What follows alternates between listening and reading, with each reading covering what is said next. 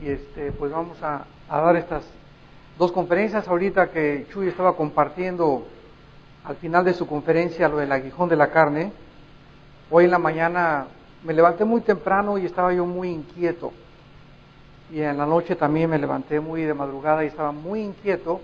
Siempre me pasa eso cuando voy a predicar la palabra y cuando Dios no quiere que predique lo que yo, tal vez como decía Chuy, en mi carne quería predicar.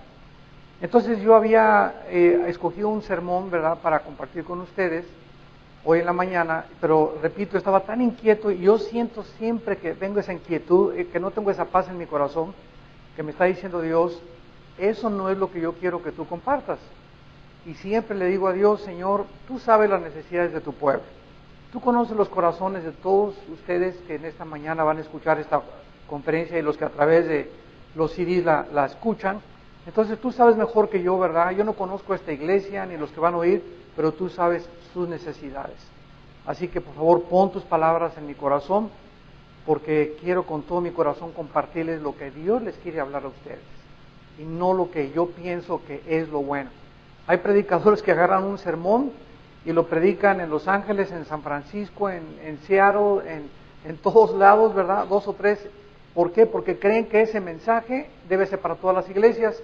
Y cuando vamos al Apocalipsis, descubrimos que había un mensaje para la iglesia de Éfeso, había otro mensaje para la iglesia de la Odisea, había otro mensaje para Esmirna, y cada iglesia tenía necesidades diferentes. Este es el problema cuando adoptamos métodos como el G12 o otros métodos, de que creemos que es para todas las iglesias.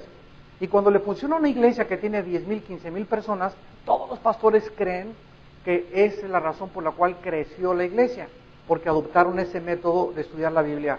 Y así no es en la Biblia. Cada pastor debe ser responsable de estar delante de Dios y decirle, Señor, mis ovejas, ¿qué necesitan? Y si ese hombre de Dios, ese pastor, vive en comunión con Dios, Dios te va a dar el alimento que tus 15 ovejas, que tus 200 ovejas necesitan. Entonces siempre se andan buscando metodologías de crecimiento, y que lo que pasó en Saddleback con el pastor Rick Warren hay que adoptarlo para todos lados, ¿verdad? Y no necesariamente es así. Entonces Dios en su soberanía permite el crecimiento de algunas iglesias, otras, como les decía ayer, tienen 10 o 15 ovejas o 50 ovejas, confórmate con ellas, porque Dios premia la fidelidad que tú le tengas a esas ovejas, y en tu corazón que las ames con todo el amor de Dios. Abran su Biblia en esta mañana en la segunda carta a los Corintios, capítulo 12. La segunda carta a los Corintios, capítulo 12. Y vamos a leer del versículo 1 al versículo 10. Y el título de nuestra conferencia se llama La suficiencia de la gracia de Dios. La suficiencia de la gracia de Dios. Ciertamente, escribe el apóstol Pablo, no me conviene gloriarme, pero vendré a las visiones y a las revelaciones del Señor. Conozco a un hombre en Cristo que hace 14 años, si en el cuerpo no lo sé, si fuera del cuerpo no lo sé, Dios lo sabe, fue arrebatado hasta el tercer cielo. Y conozco al tal hombre, si en el cuerpo fuera del cuerpo no lo sé, Dios lo sabe, que fue arrebatado al paraíso, donde oyó palabras inefables que no le es dado al hombre expresar. De tal hombre me gloriaré, pero de mí mismo en nada me gloriaré, sino en mis debilidades. Sin embargo, si quisiera gloriarme, no sería insensato, porque diría la verdad, pero lo dejo para que nadie piense de mí más de lo que en mí ve u oye de mí. Y para que la grandeza de las revelaciones no me exaltase desmedidamente, me fue dado un aguijón en mi carne, un mensajero de Satanás que me abofetee, para que no me enaltezca sobremanera. Respecto a lo cual 3 veces he rogado al Señor que lo quite de mí, y me ha dicho, bástate mi gracia, porque mi poder se perfecciona en la debilidad. Por tanto, de buena gana me gloriaré más bien en mis debilidades, para que repose sobre mí el poder de Cristo. Por lo cual, por amor a Cristo, me gozo en las debilidades, en afrentas, en necesidades, en persecuciones, en angustias, porque cuando soy débil, entonces soy fuerte. El apóstol Pablo raras veces hablaba acerca de él, de su persona en el púlpito o cuando tenía que predicar. Nunca le gustó al apóstol Pablo jactarse ni contar, tuve un sueño, tuve una revelación, ayer puse las manos, tuve un enfermo y fueron sanados, etcétera, etcétera, sino que él continuaba insistiendo en que él se jactaba no en sus dones, no en sus talentos, sino en las cosas en las cuales aún se consideraba todavía muy, muy débil en su carne. Por ejemplo, en Gálatas 6:14 dijo, pero lejos esté de mí gloriarme, sino en la cruz de nuestro Señor Jesucristo, porque en el mundo me es crucificado a mí y yo al mundo. Si alguna gloria buscaba Pablo, era gloriarse en la cruz de Cristo. Por causa de esto, de que Pablo nunca andaba pavoneándose, ni contando, ni especulando, ni alardeando, los falsos maestros de aquella época y los falsos apóstoles lo comenzaron a perseguir y lo comenzaron a criticar y comenzaron a propagar el rumor de que el apóstol Pablo no tenía experiencias espirituales, que nunca se había caído al suelo, que nunca había hablado en lenguas, etcétera, etcétera. Y entonces comenzaban a murmurar diciendo, ¿cómo puede Pablo llamarse apóstol si nunca ha tenido visiones, milagros y revelaciones de Dios? Porque en aquella época, como la actual, la iglesia de Corintio vivía sumergida en experiencias místicas. Pablo entonces tuvo que defenderse ante sus críticos, pero al mismo tiempo tenía que salvar a la iglesia de Corinto de los falsos maestros. Esta es la razón por la cual en este pasaje que vamos a estudiar, él está compartiendo una experiencia espiritual. Sin embargo, aun cuando la inició o la comenzó a narrar, no dijo nada acerca de sí mismo. Simplemente dijo, conozco a un hombre, y él sabía que era él, pero ni siquiera quería decir, yo Pablo subí al cielo. Siempre estaba Pablo buscando poner la atención sobre la persona del Hijo de Dios y esconderse él detrás de la cruz de Cristo. Vamos pues a examinar versículo por versículo este precioso pasaje y vamos a ver en primer lugar que él comienza diciendo, ciertamente no me conviene gloriarme, pero vendré a las visiones y a las revelaciones del Señor. Pablo era una persona sumamente humilde. Mantengamos esto durante toda esta conferencia. Era un hombre sumamente humilde, que había dicho, ya no vivo yo, mas Cristo vive en mí, y lo que ahora vivo en la carne, lo vivo por la fe en el Hijo de Dios. Este hombre sumamente humilde, repito, no quería nunca recibir gloria, ni aplauso, ni reconocimiento, pero no tuvo más que defenderse de las falsas acusaciones que le hacían los maestros. Su salvación y llamado de Dios eran reales. Él mismo había escrito en la primera carta a Timoteo, capítulo 1, versículo 12, doy gracias al que me fortaleció, a Cristo Jesús, nuestro Señor, porque me tuvo por fiel, poniéndome en el ministerio. Habiendo yo sido antes blasfemo, perseguidor, injuriador, mas fui recibido a misericordia, porque lo hice por ignorancia, en incredulidad. Pero la gracia de nuestro Señor fue más abundante con la fe y el amor que es en Cristo Jesús. Aquí Pablo le está diciendo a todos ustedes que nos escuchan, que si él, habiendo sido perseguidor de la iglesia y habiendo matado, Pablo era asesino de cristianos. Cuando asesinaron a Esteban, las ropas de él cayeron cerca de sus pies ensangrentadas y él estaba consintiendo en arrastrar, en torturar, en lastimar y en matar a los cristianos.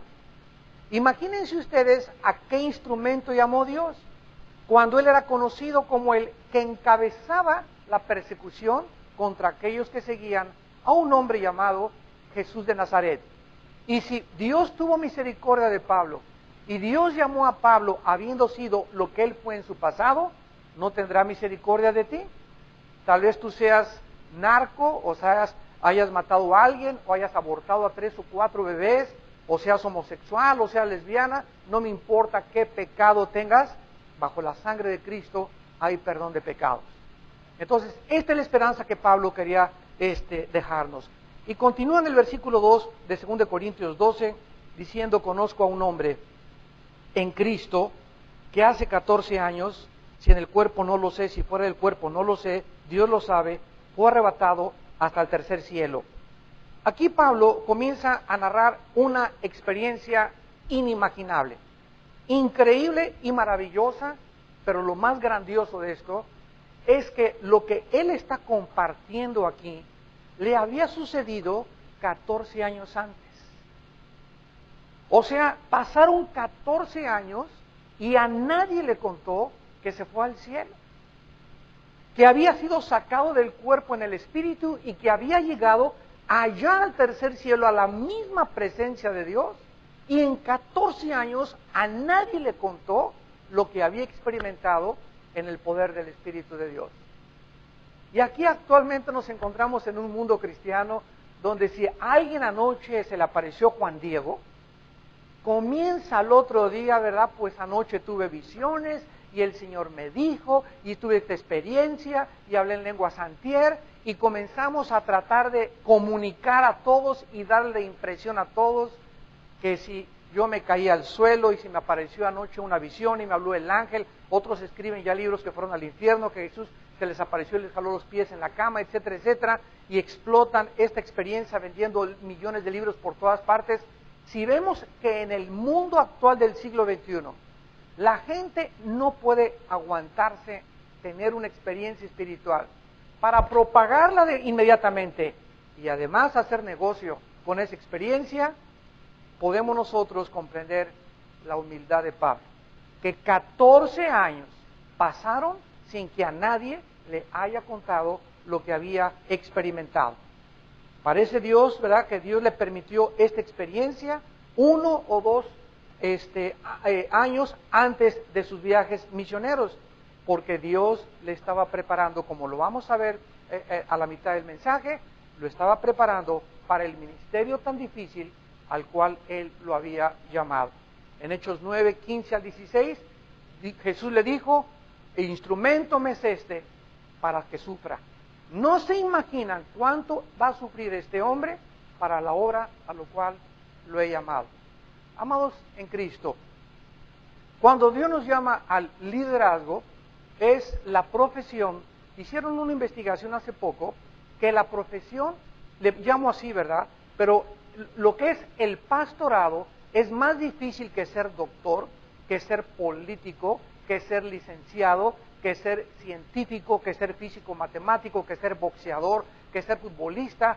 Lo más difícil en el mundo y lo más sufrido en el mundo es el pastor.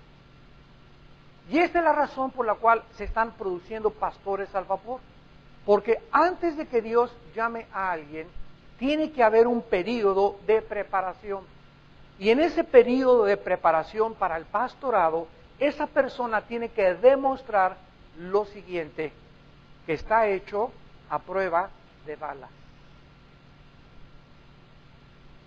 Una persona que se amarga, una persona que es resentida, una persona que se ofende por porque voló la mosca, porque lo exhortaron, porque lo banquearon, porque lo disciplinaron, no tiene llamado a ser líder.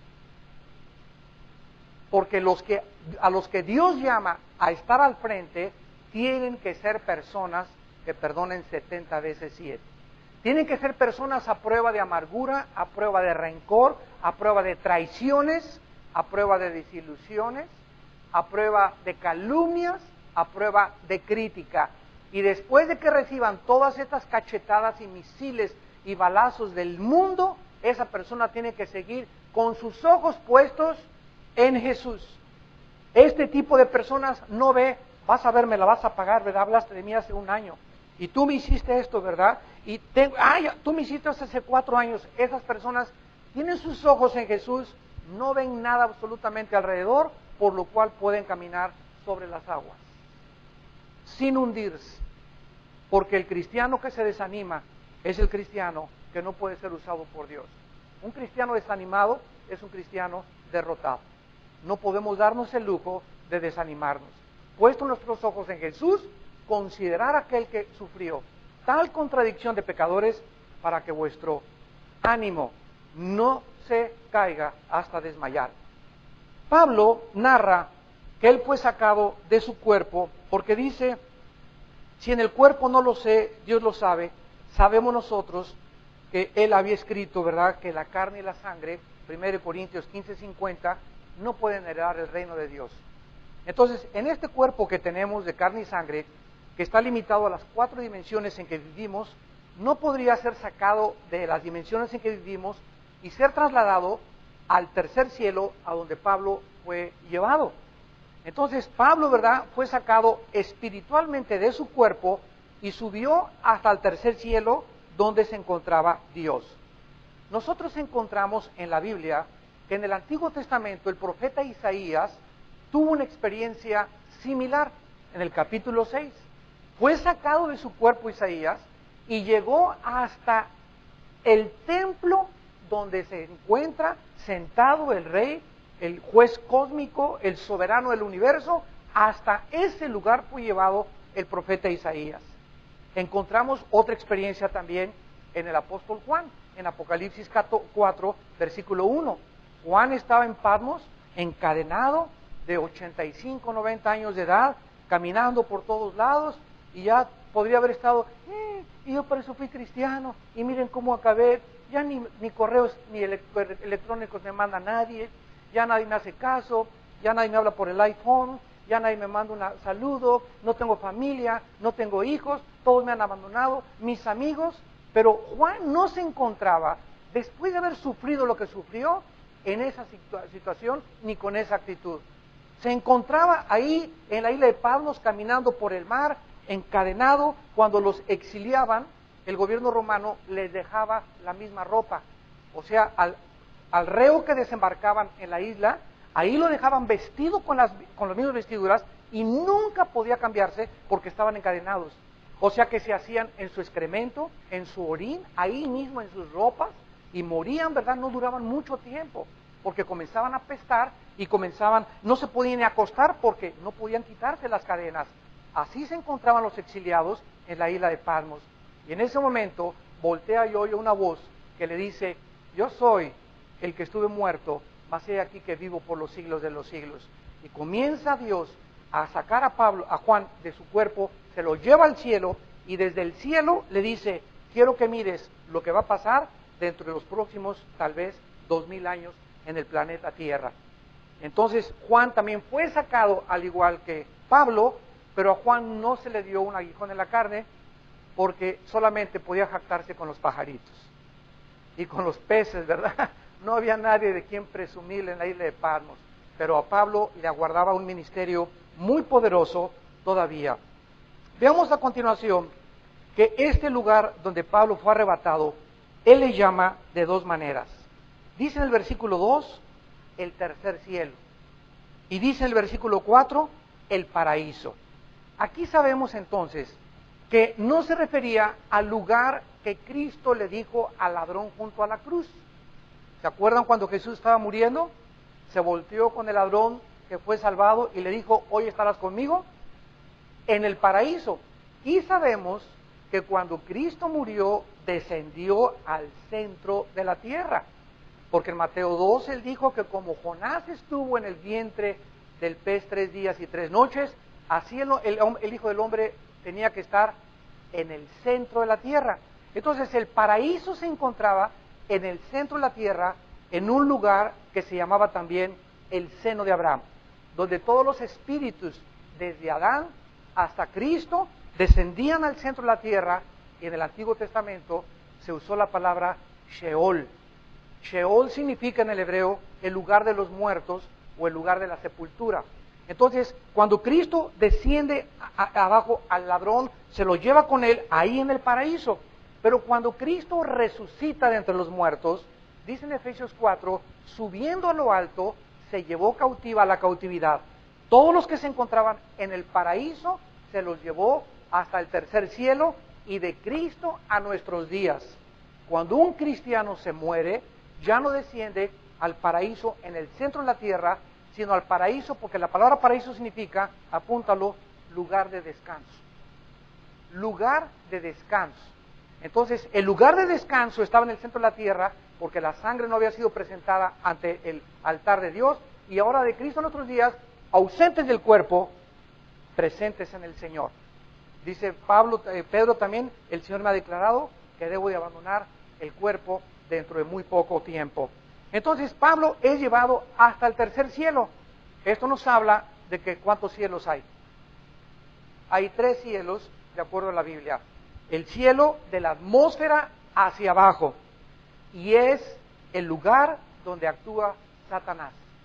Efesios capítulo 2 se le llama a Satanás el príncipe de la potestad del aire. Y esa palabra aire en el griego es atmósfera, aer. Satanás opera de la atmósfera hacia abajo.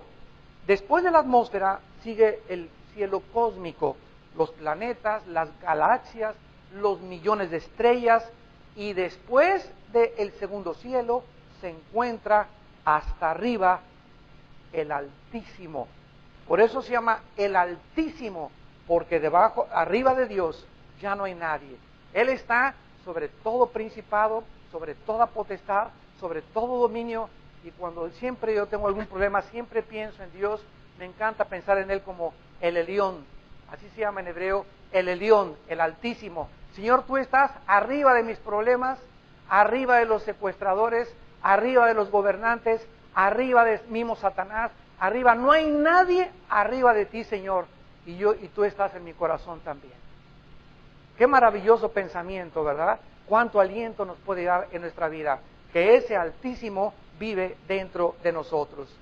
Ahora, dice Pablo, que ahí cuando estuvo, oyó palabras que no, versículo 4, no le es dado al hombre expresar. Estas palabras que Pablo oyó, que se les llama inefables, del griego arretos, significa que no existe un vocabulario cuando Pablo quisiera haber compartido lo que compartió para transmitir lo que él vio en el cielo. Y se los voy a explicar para que tengamos un poco de analogía. Si tomamos a un ciego de nacimiento y yo me acerco a él y le digo, y me dice el ciego, oye, ¿cómo son las nubes, Armando? Y le digo, son como el algodón. Entonces, él no va a tener un punto de referencia porque ni el algodón conoce. En otras palabras, cuando nosotros queremos explicar algo, tenemos que tener un punto de referencia, de comparación, para explicar lo que queremos dar a entender. Es por eso que Cristo dijo, el reino de los cielos es como el sembrador que salió y comparó la tierra con el corazón, la semilla con la palabra de Dios, y usó las parábolas, que es un lenguaje espiritual para poder significar cosas terrenales.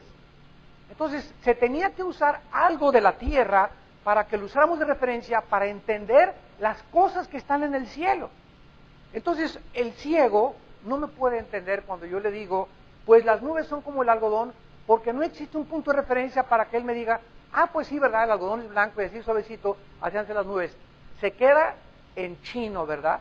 No hay manera de a un cieguito de decirle cómo son las nubes, porque él no tiene un punto de referencia. Cuando Pablo bajó, no había nada, no encontró nada en el mundo a lo cual él pudiera referirse para poder explicar lo que había experimentado. Esto significa que él experimentó una cosa solamente para él. Él tuvo una experiencia solo para él, no era para que la contara, era solamente para su vida. Y eso lo vemos en Jeremías, en el Antiguo Testamento, capítulo 23. Esta experiencia solo había sido para él. No tenía que andarla contando, ni tenía que exaltarse de nada, porque era algo que es íntimo, secreto, profundo y personal.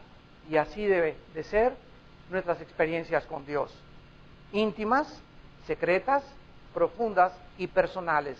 El profeta Jeremías, en el capítulo 23, versículo 18, le hizo una pregunta a los líderes de Israel que ya habían abandonado la Biblia, y repito, ayer lo vimos, andaban en experiencias místicas y hablando tonterías, habían abandonado la palabra de Dios, y Jeremías les hace una pregunta profundísima. Versículo 18, ¿quién estuvo en el secreto de Jehová?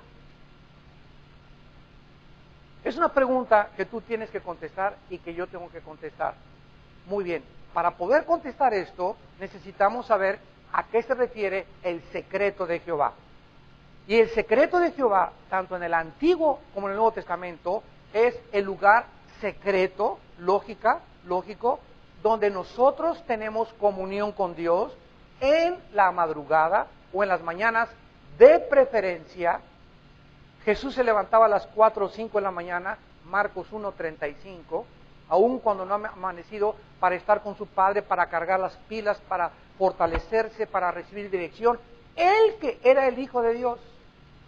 Y en ese secreto, donde el perico no lo oyes, donde apagas el radio, donde le tapas la boca al perro, donde el gato no maulla, donde no hay ningún ruido, necesitamos acostumbrarnos al silencio, porque estamos acostumbrados desde que nos levantamos a ponernos los iPhones y estar con el radio y la charrita del cuadrante y aquí está, y canta y las rancheras, y hay gente que no puede estar todo el día sin estar oyendo música.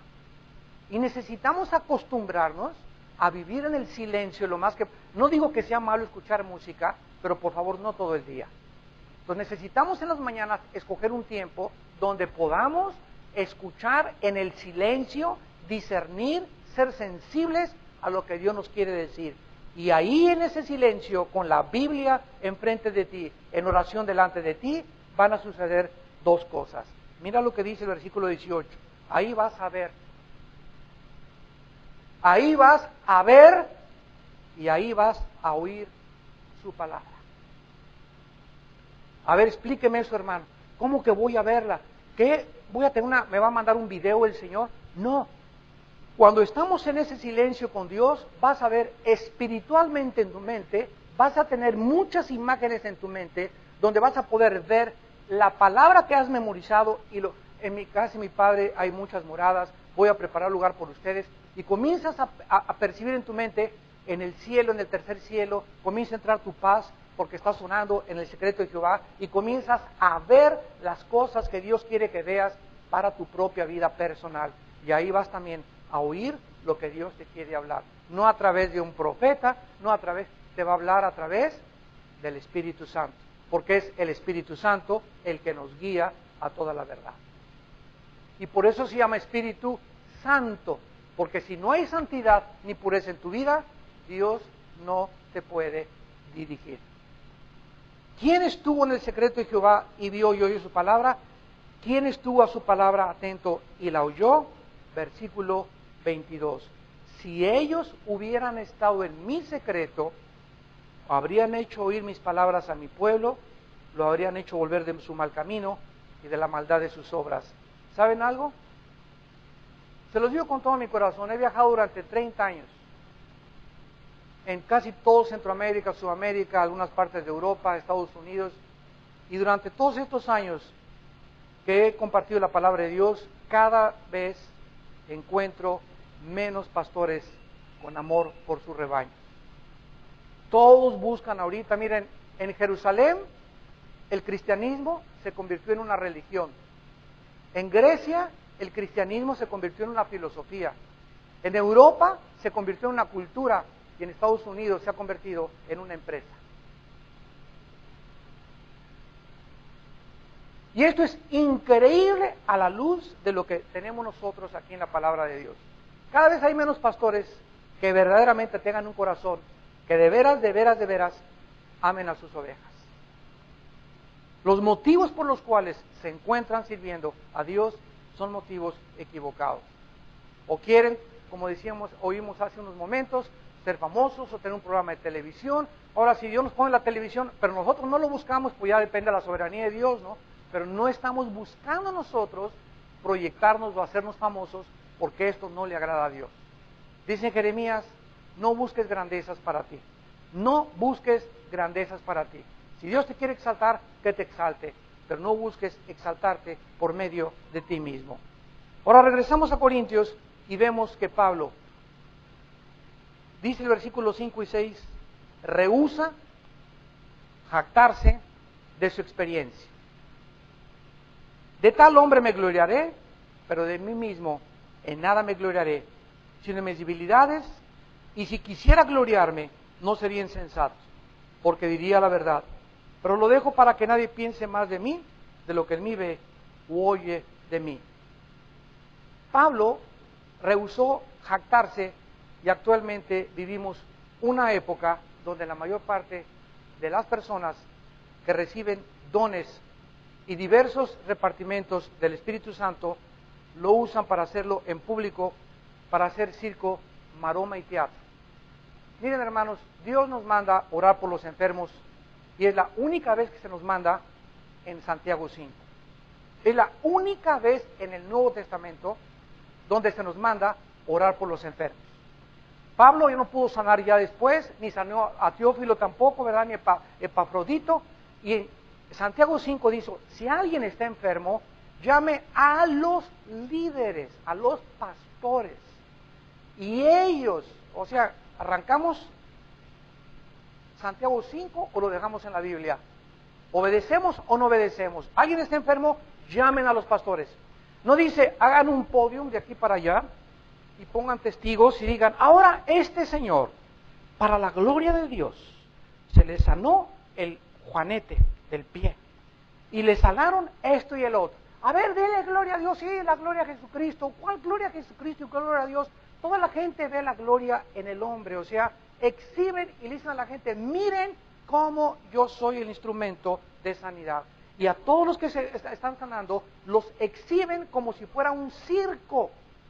Y si venimos a la Biblia, Cristo rehusó sanar a nadie públicamente, sino que les dijo, vayan y confiésenlo a los sacerdotes, o no se lo digas a nadie, porque él sabía cómo era el corazón humano.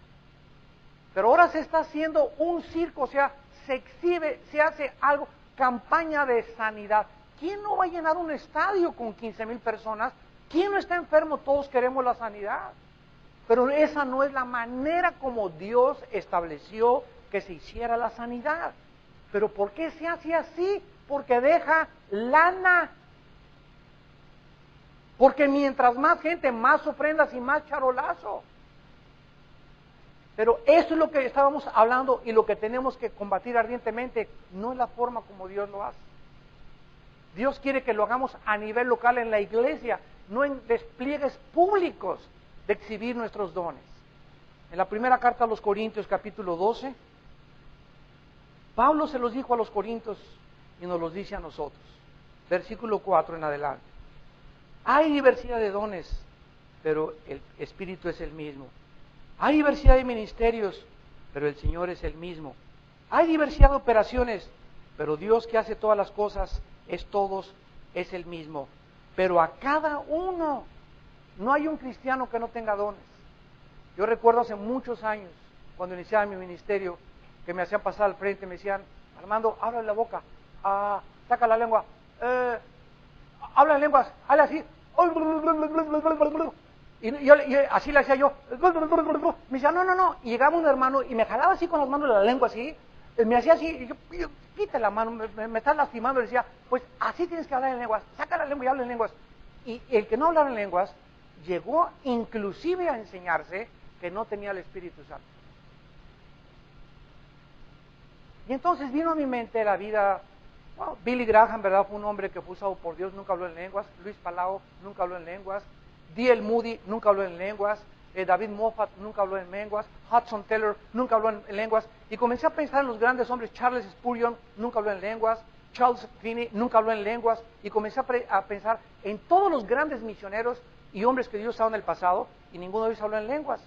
Entonces, ¿cómo se atrevían a decir que si no hablaba en lenguas no tenía el Espíritu Santo. Entonces, ¿qué tengo? ¿El espíritu del chamuco? Fue lo mismo que le dijeron a Cristo y a Juan el Bautista, este endemoniado está. Y aquí dice la Biblia, a cada uno le es dada la manifestación del Espíritu para provecho. A este, palabra de sabiduría. Al otro, palabra de ciencia, por el mismo Espíritu. Al otro, hacer milagros. Al otro, profecías. Versículo 11. Pero todas estas cosas las hace uno y el mismo Espíritu, repartiendo a cada uno en particular, como a él le da su regalada gana. ¿Qué significa esto? Que Dios sabe lo que yo necesito, lo que tú necesitas, y tenemos que usar lo que Él me ha dado para poder ser fiel en lo que Él me ha dado. Pero no tengo que estar diciéndole, tú tienes que hablar en lenguas, y si no hablas en lenguas, no tienes al Espíritu Santo. Y comenzamos, ¿verdad?, una época en la que yo llegaba a una iglesia, y era un lengüero en la iglesia, y comenzaban, saca la bazuca, las lenguas espirituales, saca la bazuca, saca. Y comenzaba yo a decir, Dios mío, pero ¿cómo? Venía yo a Corintios 14, y en Corintios 14 el apóstol Pablo le dice a los corintios, les prohíbo que en la asamblea hablen en lenguas. Y si quieren asamblea en la iglesia, alguien hablar en lenguas, que sea uno, y con intérprete, o 2 o 3 o 4 máximo, no todos al mismo tiempo.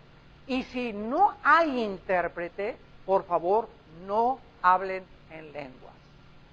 Hablen lenguas en tu casa, en tu reunión de oración, y si tienes el don de lenguas, gloria a Dios, qué bueno, ¿verdad? Es un don precioso. Yo en lo particular nunca he hablado en lenguas. Y si tú lo tienes, gloria a Dios, no te tengo envidia, ni tú a mí tampoco, porque todos tenemos diferentes cosas. Entonces tenemos que entender eso, que no debemos jactarnos ni creernos más espirituales, porque tú tienes ciertas cosas y yo no tengo aquellas. Es lo que Pablo quería explicarles. Regresamos a 2 Corintios 12 y Pablo comienza a relatar su experiencia con Dios y las razones por las cuales Dios le proporciona un aguijón en su carne. Dice el versículo 7, para que la grandeza de las revelaciones no me exaltara desmedidamente. Vamos a detenernos a pensar,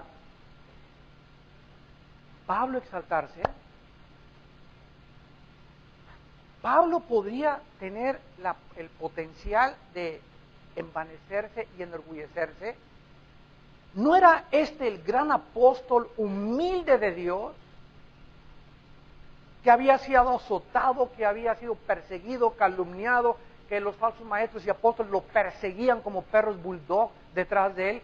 ¿Cómo es posible que para que no se exaltara demasiado? ¿Qué era un presumido Pablo?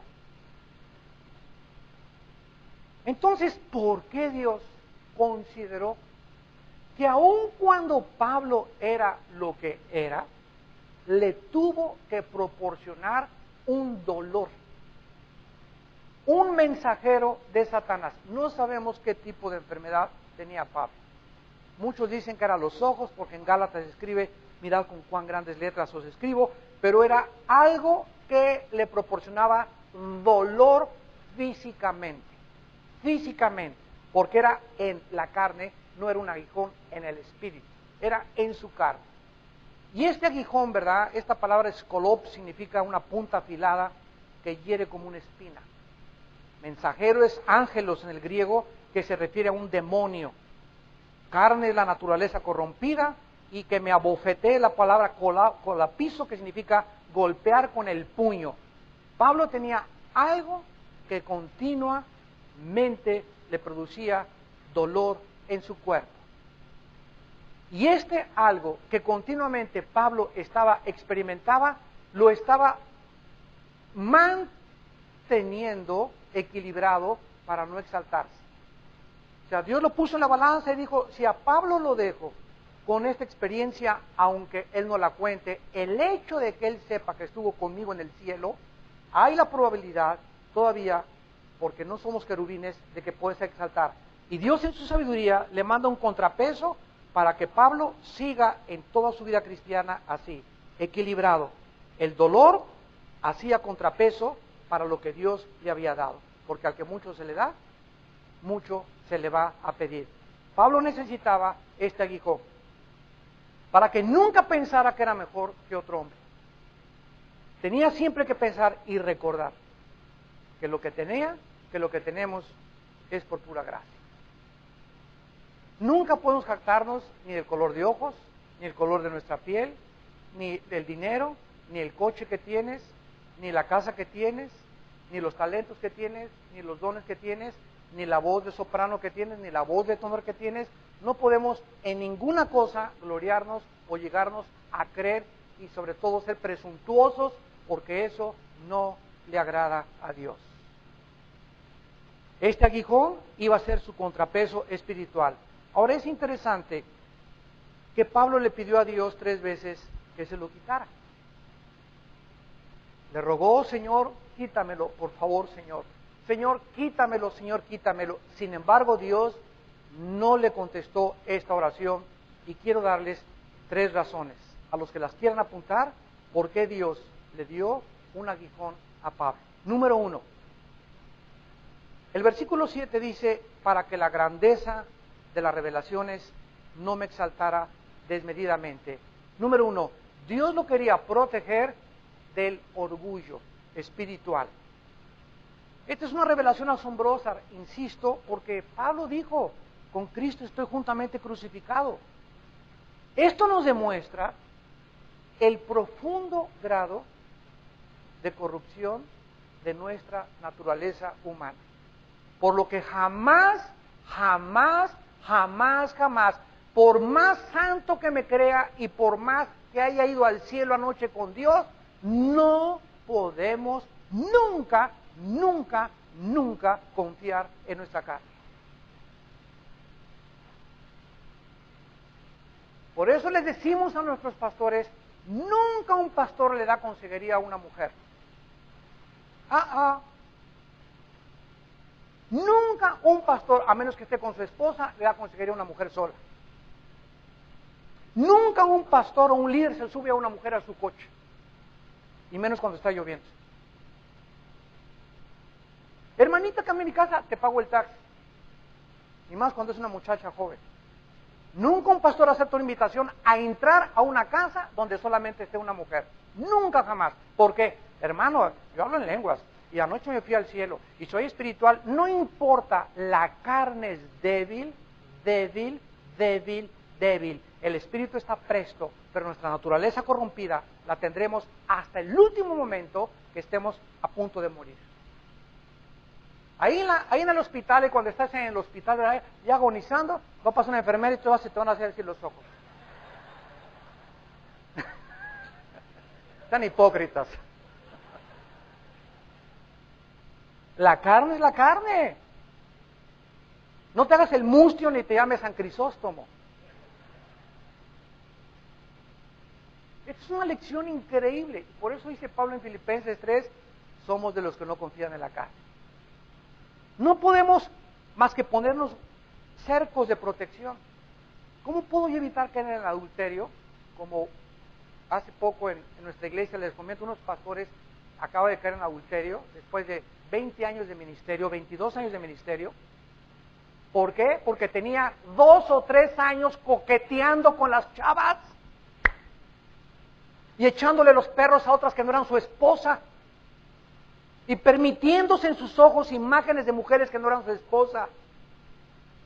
Y él creyó que podía seguir así, y Dios lo estaba viendo. Perdió el temor de Dios.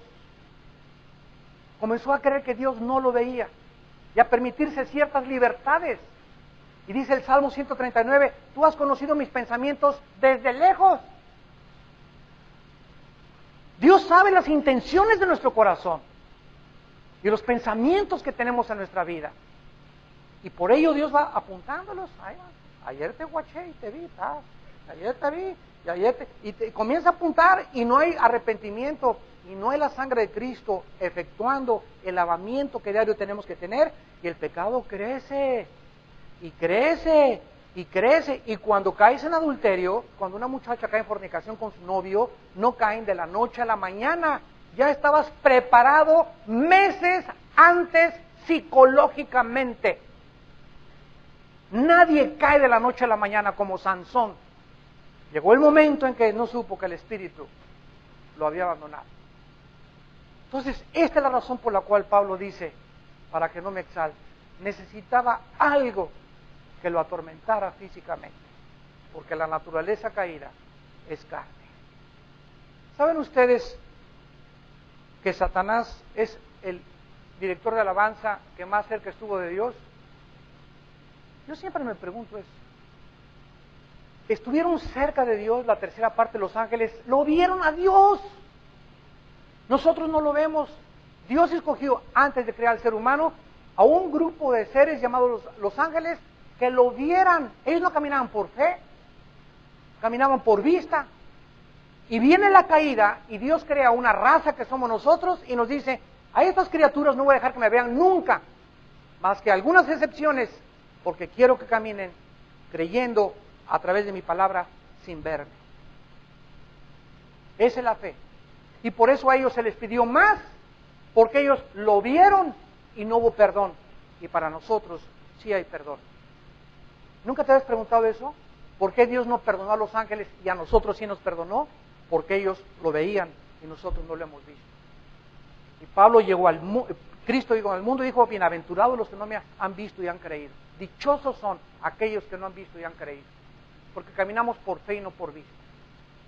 Es el peligro que está promoviendo las cosas para ver al pueblo que vea y sanidades, para que se mantengan en un estado, ¿verdad?, de ineptitud ante la palabra de Dios.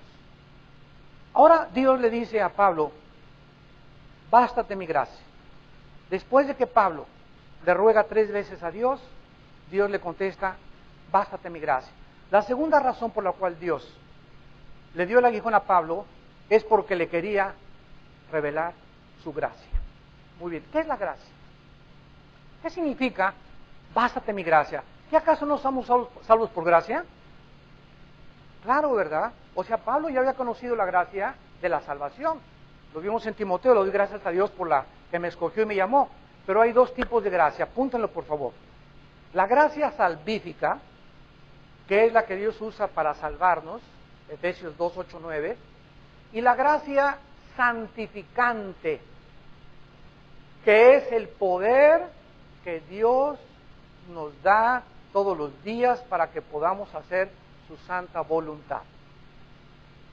En otras palabras, ya soy salvo y hoy en la mañana amanezco. ¿Qué necesito hoy en la mañana para hacer la obra de Dios? ¿Qué necesito? Porque voy a ir a ver al gobernador, voy a ir a ver al presidente municipal, le voy a pedir que se me dé un terreno, voy a hablar con la maestra de mis hijos. ¿Qué necesito para enfrentarme al mundo y poder tener el favor del mundo? Necesito la gracia de Dios, el favor de Dios. Entonces, este favor de Dios, esta gracia, ¿a quiénes se los da Dios? A los humildes. Santiago 4. A los humildes, nada más. No hay otra persona a quienes Dios les da la gracia santificante más que a los que caminan en humildad. ¿Qué cosa es la humildad? Andar así, hermanito, ¿cómo está? Bueno, ahí con el sombrerito, ahí con los guarachitos. Pues mi camisa rota, soy muy humilde, ¿verdad? Y esta camisita me costó nada más $10 porque yo quiero demostrarles a la gente que soy muy humilde. Eso es ser menso, no manso. La humildad es reconocer nuestra dependencia diaria de Dios. Es una de las tantas definiciones de la humildad. La humildad es lo que te lleva en la mañana a no salir, no tomar café, no desayunar, no hacer nada sin antes haber estado con Dios en su palabra. ¿Por qué hago esto? Porque lo necesito. Y la actitud mía de estar ante Él demuestra mi humildad. Señor, separado de ti, nada puedo hacer. No quiero enfrentar a mis hijos, no quiero enfrentar a mi matrimonio, no quiero enfrentar a mis maestros, no quiero enfrentar a nadie sin antes haber estado contigo. No quiero hablarle a nadie sin antes que tú me hayas hablado y yo te haya hablado a ti a través de la oración. Cuando tú te levantas en la mañana y no lees la Biblia y no oras, y ya pasaron 2 o 3 días, es más, vienes aquí a la reunión y ni la Biblia traes, ¿sabes qué estás demostrando? Orgullo. ¿Por qué te vas sin orar? ¿Y por qué? No necesito a Dios. No te necesito hoy. Amén. sacas una estampita de Santadeo, ¿verdad? Y le echas también ahí la bendición y ahí traes a tu escapulario aquí atrás y crees que con eso tienes a Dios. La humildad es buscar a Dios y saber que separados de Él nada podemos hacer. A esos Dios les da su gracia. La palabra gracia entonces, arkei, bástate, la palabra bástate es arkei, significa suficiencia o fortaleza para enfrentar cualquier cosa. Ya sabemos por qué muchos caen en desánimo y eso, ¿verdad? Porque están en su carne enfrentando la vida. La gracia es el poder que Dios nos da para soportar aflicciones, persecuciones, traiciones, desilusiones, angustias, sin la cual desmayaríamos. Y ahorita el campo cristiano es un campo de soldados desmayando. Cansado del camino. Y esta canción lo expresa, ¿verdad? Claramente. Que, o sea, estamos así, pero ¿por qué estamos así? Porque lo necesitamos. Como el siervo clama por las aguas, mi alma, oh Dios, clama por ti. Vean ustedes en la segunda el libro de Samuel, capítulo 22, el secreto de David. ¿Por qué David aguantó 10 años de persecución de Saúl? ¿Qué hizo que David no le quitara la corona a Saúl? ¿Qué hizo que David no se exaltara antes de tiempo? ¿Qué lo mantuvo a David humilde? ¿Por qué Dios dice, varón conforme a mi corazón? ¿Qué era lo que había detrás de la vida de David? Dice en 2 de Samuel 22, versículo 2 y 3, en el cántico que expresa David, Jehová es mi roca, mi fortaleza y mi libertador, no el tequila, ni el alcohol, ni el perico, ni la mota, ni las mujeres. Jehová es mi roca, mi fortaleza y mi libertador, Dios mío, fortaleza mía, en Él confiaré, mi escudo, el fuerte de mi salvación, mi alto refugio, Salvador mío, de violencia me libraste. Versículo 32. ¿Quién es Dios sino solo Jehová? ¿Y qué roca hay fuera de nuestro Dios? Dios es el que me ciñe de fuerza, quien despeja mi camino, quien hace mis pies como de ciervas y me hace estar firme sobre mis alturas. Esa frase la tengo en un círculo en mi Biblia. Me hace estar firme en las alturas. O sea que si tú llegas a ser rico, si tú llegas a ser un boxeador famoso, un atleta famoso, un futbolista famoso, un diputado famoso, gobernador de California, cualquier puesto que alcances alto, si allá arriba, en las alturas, no tienes a Dios, las alturas te van a marear. Te vas a olvidar hasta de tu mamacita, hasta de tu jefa te vas a olvidar. Porque el poder corrompe. Y cuando el hombre recibe gloria y honor y reconocimiento, el hombre se envanece. El mismo Pablo corría ese peligro. Pero si en las alturas, cuando tú llegues ahí, llegas con Dios, Él te va a hacer firme. Va a hacer que no se te suba. Vas a poder aguantar lo que el mundo te pueda dar porque no lo vas a creer. Hoy nos alaban, mañana nos crucifican. Maldito el hombre que confía en el hombre. No confíes en lo que el mundo te pueda ofrecer. Quien adiestra mis manos para la batalla, de manera que se doble el arco de bronce en mis brazos, y me diste a sí mismo el escudo de salvación, benignidad me ha engrandecido. Solo con la gracia de Dios podemos llevar a la meta. Dios quería que Pablo supiera que él no necesitaba estar sano para servir. Y ahora, ¿qué vemos en la iglesia? Párense aquí 50. En el nombre de Jesús, purrupum, purrupum, purrupum, purrupum, purrupum, purrupum, purrupum. Suelo. Sé sano en el nombre de Jesús. Le ganaron al Espíritu Santo. Oye, ¿quién te dijo que ese gordo que está ahí necesita sanidad? Que ya siga tomando Coca-Cola, dile. ¿Cuántos de ustedes, hermanos, están enfermos porque no tienen una dieta adecuada? Señor, sane mis retortijones, y el hermano parece Santa Claus. Pero quiere que le sane. sáneme de mi hipertensión, hermano. Hermano, no voy a orar por ti. Yo los veo así, se los digo siempre. Bien, no voy a orar por ti. Ponte una dieta y cuando bajes 15, 20 kilos voy a orar por ti. Porque es una cosa, Dios no es el genio de la lámpara maravillosa. Porque Dios no te va a sanar instantáneamente para que sigas comiendo McDonald's y tomando Coca-Cola y chocolates y papitas y sabritas y pizzerolas. Dios te va a sanar para que tengas un cuerpo que es el templo del Espíritu Santo. Somos responsables delante de Dios. Tenemos que colaborar con Dios para que Dios colabore con nosotros y nos pueda beneficiar. Pero si ve Dios que nos olvidamos de nuestro cuerpo y a nuestro cuerpo no le damos la atención que necesita, ¿con qué derecho te acercas a decirle, sáname?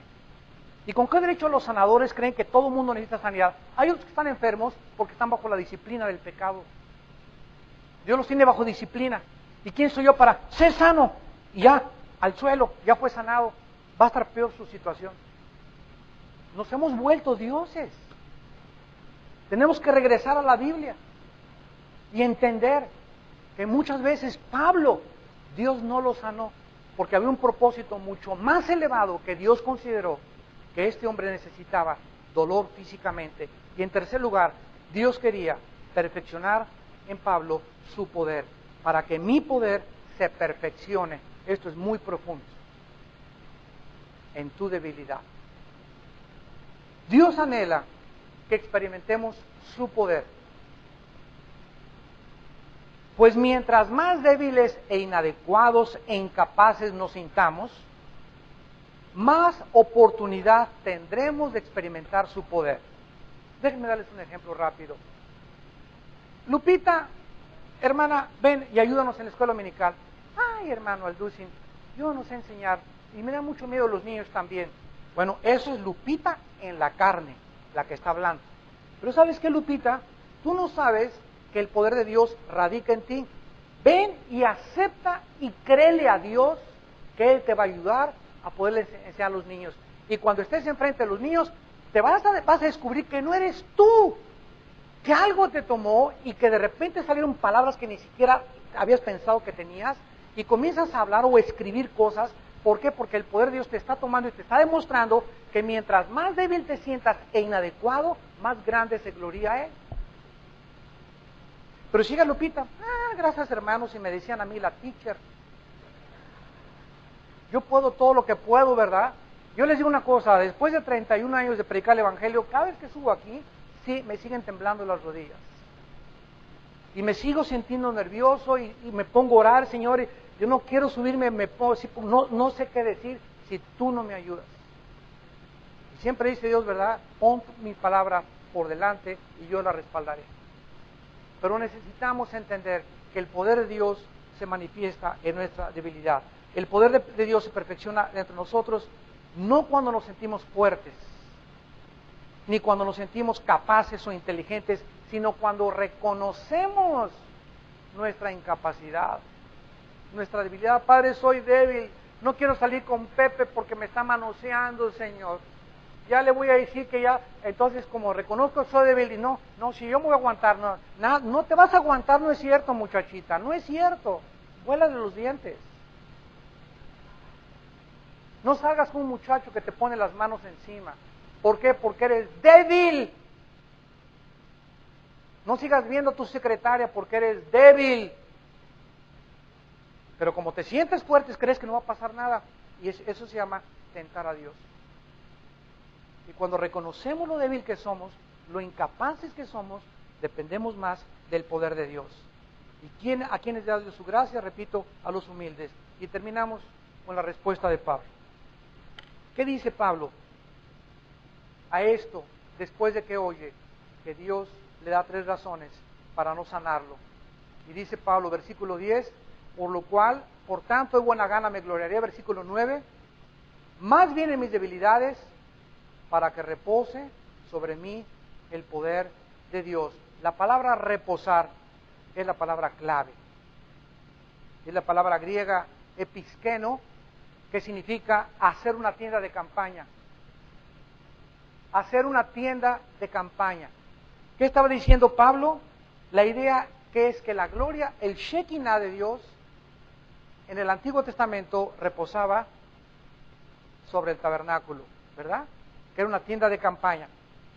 Y de la misma manera, esa Shekinah, esa gloria de Dios que reposaba en la tienda de campaña, donde estaba su presencia, descansa sobre nosotros de la misma manera. En otras palabras, Dios hace campamento sobre nosotros cuando estamos sufriendo. Dios te dice, no necesitas que te sane, necesitas mi gracia para que tú soportes tu enfermedad. No necesitas que te quites esposo cara de cocodrilo que tienes, porque no te lo voy a quitar, porque lo estoy usando para fortalecer tu carácter y muchas cosas. Lo que necesitas es mi gracia, mi poder para que aguantes al caimán.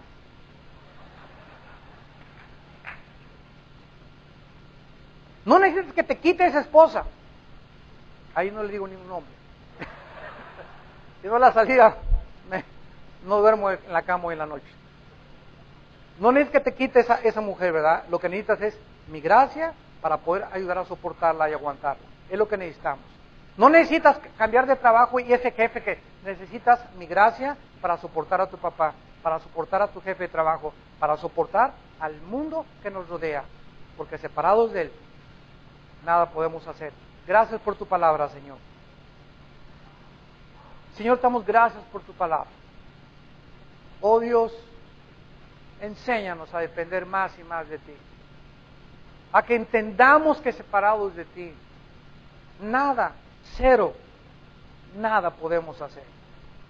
Que podamos, como tu Hijo Jesucristo, levantarnos temprano, disciplinarnos temprano para estar contigo. Y ahí recibir tu gracia, el poder que necesitamos para enfrentar el mundo, las presiones del mundo, las tentaciones del mundo, que no vamos a poder aguantar, ni resistir, ni soportar, si tu gracia no nos acompaña. ¿Sabe Dios librar de tentación a los piadosos, a los que viven cerca de Él? Porque ninguna tentación nos ha sobrevenido que no sea humana. Dios manifestará su poder y su fidelidad para salvarnos, para que no seamos tentados más allá de nuestras fuerzas, porque Él sabe que somos débiles y por eso nos pide, fortalezcanse en el poder de su fuerza, para que estén firmes en el día malo. Gracias, Señor, por enseñarnos que es una razón sabia la que le diste a tu apóstol Pablo, y que podemos aprender en esta mañana que lo único que necesitamos en la vida no es riquezas, ni salud, ni prosperidad, ni vivir en un castillo de cristal, ni en Cancún, ni en Acapulco, ni en Hawái. Necesitamos tu gracia. Es lo único que nos va a bastar para poder enfrentar y resistir y permanecer de pie hasta tu segunda venida, para que no estemos en aquel día avergonzados. Le damos las gracias en el nombre de Jesús. Amén.